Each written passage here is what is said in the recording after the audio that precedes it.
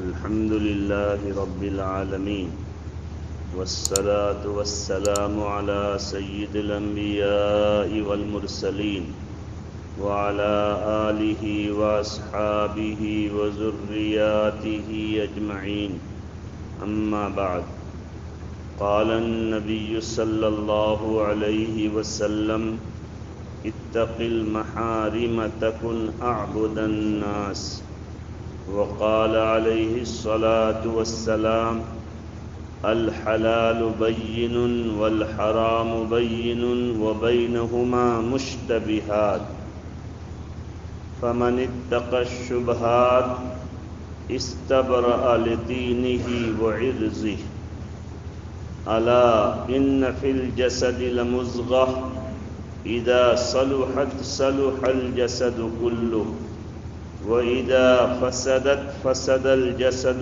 كله ألا وهي القلب أو كما قال صلى الله تعالى عليه وسلم۔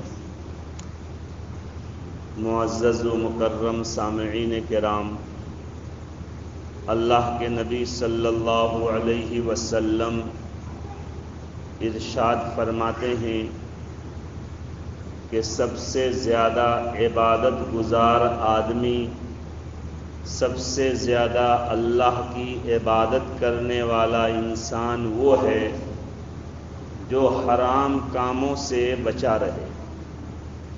عام طور سے ہم لوگ یہ سمجھتے ہیں کہ جو زیادہ نفل نمازیں پڑھے، نفل روزے رکھے، دان خیرات صدقہ کرے، ذکر و تسبیح کا اہتمام کرے، وہ آدمی عبادت گزار اور بڑا عبادت گزار ہے۔ یقیناً وہ بھی عبادت گزار ہے، لیکن اللہ کے نبی صلی اللہ علیہ وسلم نے ارشاد فرمایا کہ بڑا عبادت گزار وہ آدمی ہے جو حرام کاموں سے بچ کر رہے۔ گویا کہ جس طرح سے نماز پڑھنا عبادت ہے، روزہ رکھنا عبادت ہے، صدقہ خیرات کرنا عبادت ہے، ذکر و تلاوت کرنا عبادت ہے، اسی طرح آدمی اپنے آپ کو حرام کاموں سے، حرام چیزوں سے، حرام کھانے سے بچائے رکھے، یہ بھی عبادت ہے، بلکہ یہ بڑی عبادت ہے۔ اس لیے آپ نے فرمایا حرام کام سے بچنے والا یہ بڑا عبادت گزار ہے۔ اور حدیث میں ہے کہ کچھ چیزیں تو ایسی ہیں جن کا حرام ہونا ہر آدمی کو معلوم ہے۔ شراب پینا حرام ہے، جوا کھیلنا حرام ہے، اور بہت سارے حرام جانور ہیں جن کا گوشت کھانا حرام ہے، یہ سب کو معلوم ہے۔ الحلال والحرام بین۔ اسی طرح کچھ چیزیں حلال ہیں، یہ بھی سب کو معلوم ہے کہ بہت سارے جانور جس کا گوشت ہم کھاتے ہیں اور حلال سمجھتے ہیں، جس کو حلال جانور کہا جاتا ہے، اناج غلے کی بہت ساری اور اکثر قسمیں یہ حلال ہے، سبھی جانتے ہیں۔ اور اللہ کے نبی صلی اللہ علیہ وسلم نے فرمایا وَبَيْنَهُمَا مُشْتَبِهَاتٌ، حلال اور حرام کے درمیان کچھ چیزیں ایسی ہیں جو شبہ کی چیزیں ہیں، مشتبہ ہیں، آدمی پر اس کا حلال ہونا یا حرام ہونا واضح نہیں ہے۔ جیسے مثلا ایک آدمی نے ایک پرندے کا شکار کیا، ایک چڑیا پکڑا، اب ان کو شبہ ہو گیا کہ یہ چڑیا گدھ کے مانند، حرام چڑیوں کے مانند اس کا گوشت کھانا حرام ہے، یا بہت سارے چڑیے، بہت سارے پرندے حلال ہیں، تو یہ حلال پرندوں کی طرح، فاختہ اور بغلا کے طرح یہ بھی حلال ہے۔ آدمی شبہ میں پڑ گیا، تو ایسے موقع میں آدمی کو کیا کرنا چاہیے؟ اللہ کے نبی صلی اللہ علیہ وسلم نے ارشاد فرمایا کہ شبہ کے کاموں سے آدمی بچا رہے۔ اگر شبہ میں پڑ گیا، کوئی مسئلہ بتانے والا اس پرندہ اور چڑیا کے بارے میں یہ بتانے والا نہیں ہے کہ یہ حلال پرندہ ہے، اس کا گوشت حلال ہے، تو ایک تو یہ ہوتا ہے کہ آدمی سوچتا ہے کہ چلو ابھی کھا لیتے ہیں بعد میں مسئلہ معلوم کرتے رہیں گے، کہیں یہ اسلامی مزاج نہیں ہے، یہ نبوی مزاج نہیں ہے۔ اسلامی مزاج یہ ہے کہ اس وقت اس جانور اس پرندے کا گوشت بالکل نہ کھائے۔ اگر بعد میں مسئلہ معلوم ہوا کہ یہ پرندہ حلال تھا، اس چڑیا کا گوشت کھانا جائز تھا، نہیں کھائے تو اس میں کوئی نقصان کی بات نہیں، دین کی بھی حفاظت ہوئی اور عزت بھی بچی رہی۔ اور اگر خدا نہ خواستہ ہم نے کھا لیا، بعد میں پتہ چلا کہ یہ حرام گوشت تھا، تو ہمارا دین کا بھی نقصان ہوا، اور جب لوگوں کو معلوم ہوگا کہ فلاں آدمی نے تو سور کا گوشت کھا لیا ہے تو بے عزتی بھی ہوگی، ذلت اور رسوائی بھی ہوگی۔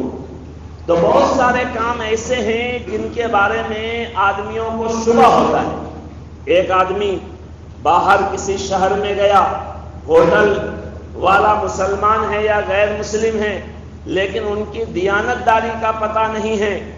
اگر غیر مسلم ہیں تو اس صورت میں تو ان کی بات کا اعتبار ہی نہیں، اور اگر مسلمان ہیں لیکن یہ معلوم نہیں کہ یہ دیندار ہے یا نہیں، وہاں پر اگر ہوٹل میں چکن کھا رہا ہے، گوشت کھا رہا ہے، تو معلوم نہیں وہ کس جانور کا گوشت ہے۔ اگر حلال جانور کا گوشت ہے تو حلال جانور کا گوشت اس وقت حلال ہوتا ہے جب کوئی مسلمان اللہ کو ماننے والا بسم اللہ پڑھ کر اس کو شرعی طریقے پر ذبح کیا ہو۔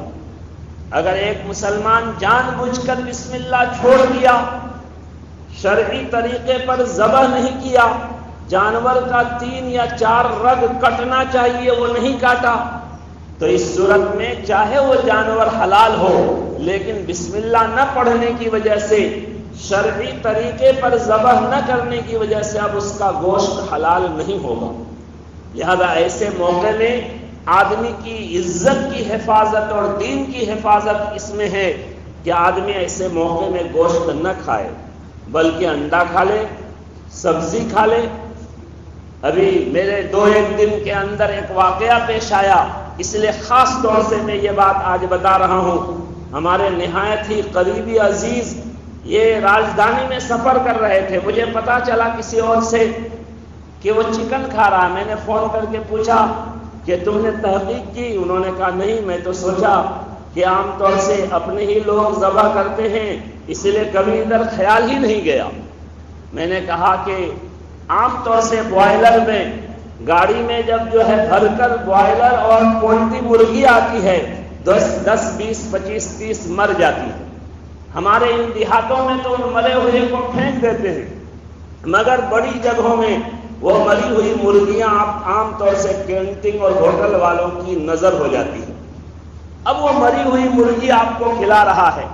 بہت سی جگہ میں ہم مسلم اکثریتی علاقے میں ہیں، اس لیے ہمارے سامنے گوشت کا کاروبار کرنے والا، اللہ کو ماننے والا، بسم اللہ پڑھ کر ذبح کرنے والا ہی ہے، مگر ہمارے ملک ہی میں بہت سارے علاقے ایسے ہیں جہاں ہماری کوئی تعداد نہیں ہے، وہاں گوشت کا کاروبار کرنے والا یہ دوسرے ہیں، وہ اللہ کا نام لے کر ذبح نہیں کرتے، وہ شرعی طریقے پر ذبح نہیں کرتے۔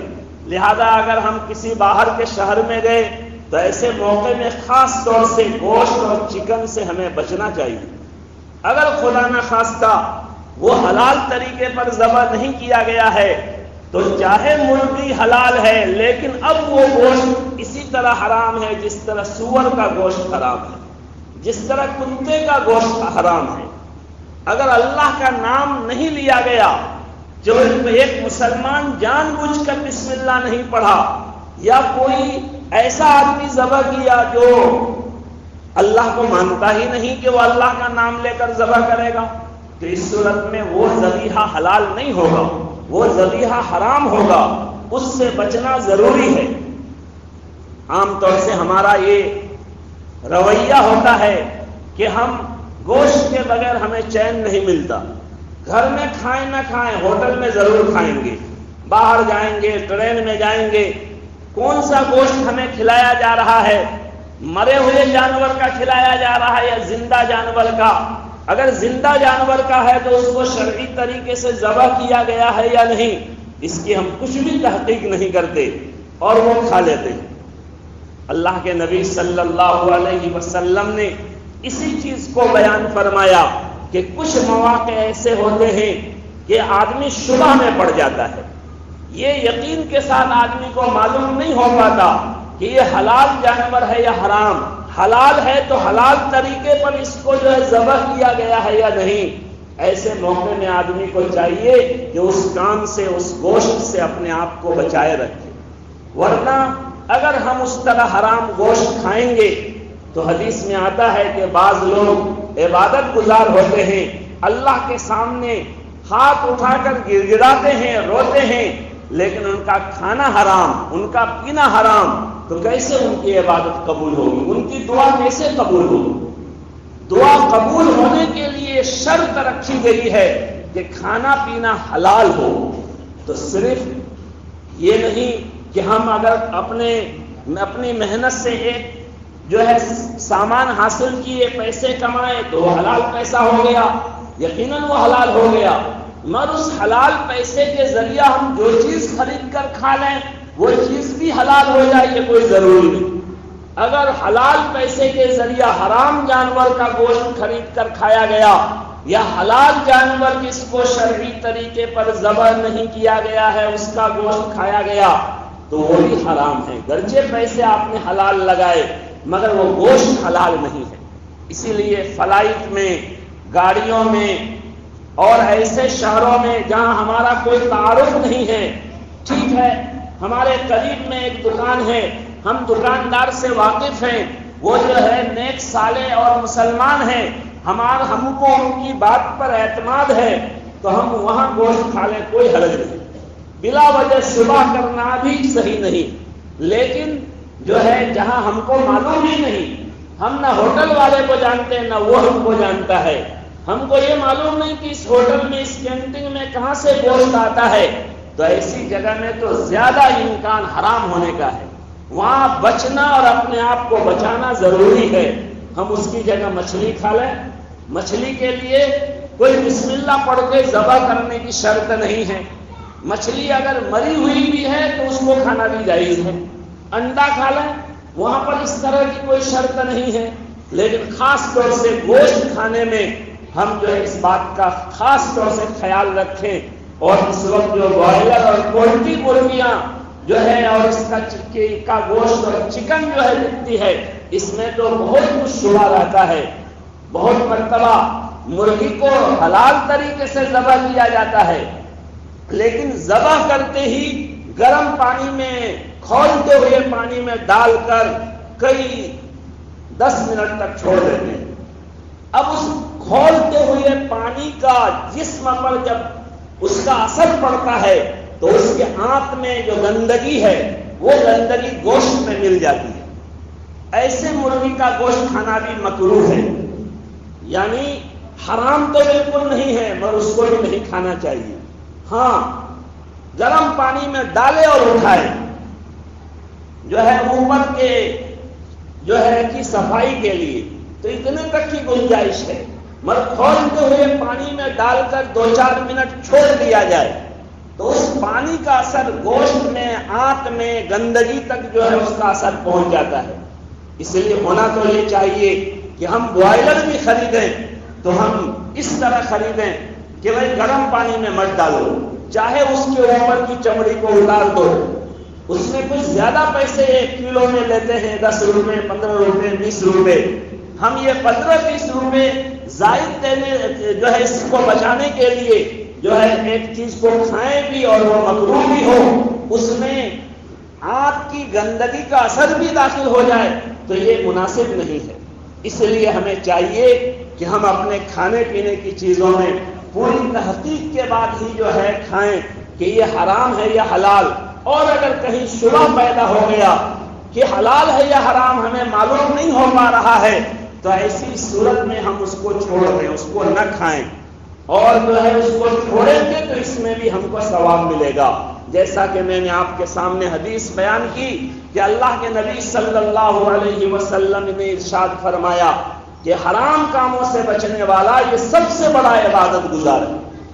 تہجد پڑھنے والا، اوابین پڑھنے والا، اشراق پڑھنے والا جو ہے اور ذکر اور تسبیح پڑھنے والا، جماعت میں جانے والا، یہ بھی عبادت گزار ہے، اور سب سے بڑا عبادت گزار وہ آدمی ہے جو حرام کاموں سے اپنے آپ کو بچائے، اور جو شبہ کے کاموں سے بچے گا وہی حرام سے بچ سکتا ہے۔ چنانچہ ایک حدیث میں اللہ کے نبی صلی اللہ علیہ وسلم ایک مثال سے اس بات کو سمجھائے ہیں۔ پرانے زمانے میں سرکاری چراگاہ ہوتے تھے جس میں سرکاری گھوڑے اونٹ چرتے تھے۔ اس چراگاہ میں کسی عام آدمی کے جانور کو چرانے کی اجازت نہیں ہوتی تھی۔ اگر عام آدمی کا جانور سرکاری چراگاہ میں داخل ہو گیا تو سرکاری قانون ان کے اوپر لاگو ہو جاتا، ان پر تاوان لازم ہو جاتا۔ تو آپ صلی اللہ علیہ وسلم نے فرمایا کہ عقل مند آدمی کا جو ہے طریقہ یہ ہونا چاہیے کہ وہ سرکاری چراگاہ کے آس پاس میں اپنے جانور کو چرائے ہی نہیں۔ اگر سرکاری چراگاہ کے آس پاس میں جانور کو چرائیں گے تو ہو سکتا ہے غفلت میں، انجانے میں جانور سرکاری چراگاہ میں پہنچ گیا تو جو ہے ہم پھر پریشانی میں پڑ جائیں گے، تو وہ بھی شبہ کی جگہ ہے۔ آپ نے فرمایا اسی طرح شبہ کی چیزوں سے جو بچے گا وہ حرام سے بچے گا، اور جو سرکاری چراگاہ کے قریب میں جانور کو چرائے گا تو کبھی جانور جو ہے سرکاری چراگاہ میں بھی داخل ہو جائے گا اور وہ پریشانی میں پڑ جائے گا۔ اس لیے ہمیں شبہ کی چیزوں سے ہمیشہ بچنا چاہیے۔ اس لیے میرے بھائیوں، دوستوں، بزرگوں، ہمیں حرام کاموں سے بھی بچنا چاہیے اور ایسے کاموں سے بھی بچنا چاہیے جس کے بارے میں شبہ ہو جائے۔ ایک نے حرام کہا، ایک نے حلال کہا تو شبہ ہو جائے گا۔ جو ہے جیسا ابھی میں نے بتایا، ہوٹل میں آپ جو ہے چکن کھا رہے ہیں، وہاں شبہ ہے کہ پتہ نہیں یہ مری ہوئی مرغی کا چکن ہے یا زندہ کا ہے، تو اپنے نے ذبح کیا یا دوسرے نے۔ ایک مرتبہ راجدھانی میں ایک مسلمان خادم لڑکا سے پوچھا کہ بھائی، ہمارے ایک ساتھی نے پوچھا کہ آپ اپنے ہاتھ سے ذبح کر کے کھلا سکتے ہیں؟ کہا ممکن نہیں ہے یہ۔ تو کہا کہ یہ کیا حلال طریقے پر ذبح ہوتا ہے؟ کہا نہ، اس کا کوئی اہتمام نہیں ہوتا۔ ایک مرتبہ میرے سامنے ایک غیر مسلم سے کسی نے جو ہے پوچھا کہ ہم چکن اگر کھائیں اور ہم لوگ حلال ہے یا حرام؟ وہ کہا آپ لوگوں کے لیے مناسب نہیں۔ وہ لڑکا جو کام کرتا ہے وہ انہوں نے کہا کہ آپ کے لیے مناسب نہیں۔ لیکن آج ہمارا حال یہ ہے کہ ہم کو بس اپنی جو ہے شہوت پوری کرنی ہے، اپنی خواہش پوری کرنی ہے، حلال حرام کا کوئی امتیاز نہیں۔ حالانکہ اللہ کا وعدہ ہے کہ اگر ہم حرام سے بچیں گے تو حلال کے ذریعہ اللہ تعالی ہماری کفایت کریں گے۔ ایک بہت بڑے محدث فقیہ گزرے ہیں علامہ طنطاوی رحمۃ اللہ علیہ، انہوں نے ایک واقعہ لکھا ہے۔ پہلے زمانے میں مدرسے نہیں ہوتے تھے، مسجدوں میں طلبہ رہتے اور جو پڑھانے والے ہوتے ان کے پاس جا کے پڑھ لیتے۔ تو انہوں نے لکھا کہ ایک طالب علم ایک مسجد میں رہتا تھا، غریب طالب علم تھا لیکن خوددار تھا، کسی کے سامنے ہاتھ نہیں پھیلاتا۔ ان پر فاقہ کشی آ گئی، کچھ کھانے پینے کا نہیں تھا۔ ایک دن، 2 دن، 3 دن گزر گیا، بھوک سے جب بیتاب ہو گیا تو اس نے سوچا کہ کیا کروں، اب تو میری حالت ایسی ہے کہ اگر نہیں کھاؤں گا تو جان میری بچے گی نہیں۔ ایسے موقع میں مردار کھانا بھی جائز ہو جاتا ہے جان بچانے کے لیے۔ اس نے سوچا کہ پھر مردار کیسے کھاؤں، مرا ہوا جانور کہاں ملے گا بھی تو اس کو جو ہے کھاؤں کیسے؟ تو دل میں آیا کہ کسی کے گھر میں چوری کر لیتا ہوں۔ گاؤں میں ایک گھر میں گیا تو دیکھا اس گھر میں عورتیں جگی ہوئی ہیں، تو دوسرے گھر میں گیا، دیکھا وہ گھر بالکل خالی ہے، کوئی نہیں ہے، اور کچن میں ایک دیگ میں بالکل کھانا اور کوئی سالن جو ہے تیار ہے۔ اس نے مثلا جو ہے کتابوں میں بیگن لکھا ہوا ہے، پورا بیگن فرائی کیا ہوا تھا، اس نے اٹھا کر منہ میں دیا۔ پھر فوراً ان کے دل میں خیال پیدا ہوا کہ یہ چوری کر کے بغیر اجازت کے تم کھا رہے ہو، صحیح نہیں۔ چنانچہ فوراً اس نے جو ہے اس کو ڈیگ میں رکھ دیا اور وہاں سے چپ چاپ نکل کر مسجد میں آ گیا۔ دوسرے دن جو ہے پڑھائی ہوئی، ان کے استاد پڑھائے، سب طلبہ چلے گئے، وہ اسی مسجد میں رہتے تھے۔ ایک عورت برقع جو ہے پہن کر آئی اور ان کے ساتھ ایک بوڑھا میاں آیا۔ وہ عورت آ کر کہی کہ میرا شوہر انتقال کر گیا اور میرا یہ چچا ہے، میرے چچا ہیں اور کوئی میرے رشتہ دار نہیں ہے، میرے شوہر کے پاس مکان ہے، مال دولت سب کچھ ہے، سب مجھے یہ وراثت میں ملا ہے، اس لیے آپ جو ہے میرا نکاح کسی اپنے شاگرد سے کرا دیجیے۔ انہوں نے حضرت نے اس طالب علم کو بلایا اور بلا کر کہا نکاح کرو گے؟ انہوں نے کہا حضرت میں اتنا غریب آدمی ہوں، میرے پاس تو مہر جو ہے اپنے کھانے کے لیے پیسہ نہیں ہے، تو بیوی کو کیا کھلاؤں گا؟ حضرت نے فرمایا کہ نکاح کرو گے تیار ہو، مہر میں دوں گا۔ کہا ہاں اگر جو ہے مل جائے تو کروں گا۔ چنانچہ 2 گواہ منگائے اور حضرت نے نکاح پڑھا دیا۔ نکاح کے بعد ان کی بیوی ہاتھ پکڑ کے شوہر کو اپنے گھر لے گئی۔ یہ تو طالب علم تھا، مسافر تھا، کہاں کا تھا معلوم نہیں۔ جب گھر لے کر گئی تو ان کو بیٹھا کر وہ جو کچن میں کھانا تیار تھا وہ کھانا لے کر آئی۔ جیسی وہ دیگ سے ڈھکن ہٹائی تو ان کو بڑا تعجب ہوا۔ وہ اپنے شوہر سے کہنے لگی کہ ارے جو ہے کوئی آیا نہیں اور یہاں کچن میں کھانا تیار تھا، پتہ نہیں اس بیگن کو کس نے کھا لیا، اس میں کھانے کا دانت کا نشان لگا ہوا ہے۔ بڑا تعجب ہوا۔ جب اس نے دیکھا وہ پہچان گیا، اسی گھر میں رات میں چوری کرنے آیا تھا اور جو ہے اسی بیگن کے دیگ سے ایک بیگن اٹھا کر منہ میں ڈالا تھا، پھر اللہ کا ڈر پیدا ہوا، میں نے چھوڑ دیا۔ چنانچہ پورا تیار کھانا ان کو وہاں حلال طریقے پر مل گیا۔ حرام طریقے کو چھوڑا تو اللہ تعالیٰ نے جو ہے اتنی بڑی دولت کا بھی مالک بنا دیا، اور جس کھانے کو چھوڑا تھا وہ ایک بیگن چھوڑا اور اللہ نے جو ہے پورا ڈیگ ان کے لیے جو ہے انتظام کر دیا۔ اس لیے میرے بھائیوں دوستوں بزرگوں، ہم جس طرح نماز کو، ذکر کو، تلاوت کو، دین کے کام کو عبادت سمجھتے ہیں، یہ سب عبادت ہیں، لیکن حرام سے اپنے آپ کو بچانے، مشتبہ چیزوں سے اپنے آپ کو بچانے کو بھی بڑی عبادت سمجھیں۔ اللہ کے نبی نے ایسے ہی آدمی کو بڑا عبادت گزار فرمایا جو حرام سے اپنے آپ کو بچائے، اور آپ نے فرمایا کہ جسم میں ایک ٹکڑا ہے جس کو دل کہتے ہیں، اگر یہ دل صاف ہو جاتا ہے، دل ٹھیک ہو جاتا ہے تو آدمی پھر اپنے دل سے خود پہچان لیتا ہے، دل خود ہی مائل نہیں ہوتا، حرام کی طرف، شبہ کی چیز کی طرف دل کی چاہت ہی نہیں ہوگی، دل خود بدک جائے گا۔ لیکن یہ اسی وقت ہوگا جب دل پر محنت ہو، دل کی صفائی ہو۔ اللہ تعالی ہم سب کو کہنے سننے سے زیادہ عمل کی توفیق عطا فرمائے۔ وآخر دعوانا ان الحمد للہ رب العالمین۔